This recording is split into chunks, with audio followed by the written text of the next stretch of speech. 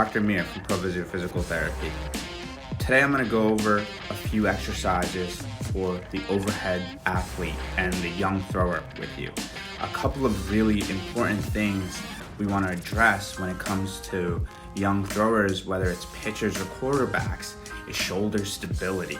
A lot of the pathologies and injuries we see in young throwers, especially baseball players and little league pitchers, are medial elbow pains that kind of can later lead to Tommy John and really a lot of stress on these ligaments in the medial part of the elbow. So how do you address that?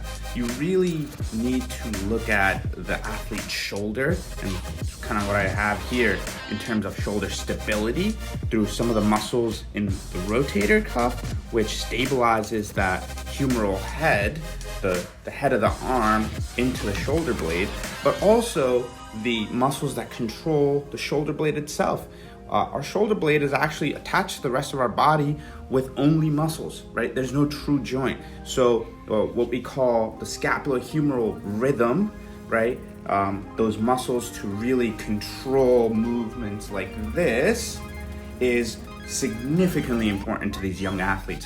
What happens is when they're lacking some of that strength, whether it's in the rotator cuff, whether it's in the scapula attaching to the rest of the body, the rhomboids, the traps, is that a lot of that stress then gets put onto the elbow.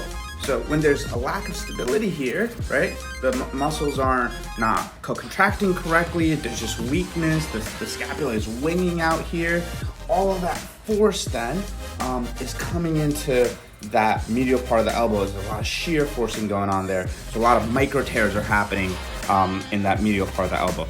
So all these exercises that you're going to see coming up are going to address some of those scapular either warm-ups or stability, strength in general. So, and we're going to try to do the same thing we've been doing here, where it's going from easy to difficult.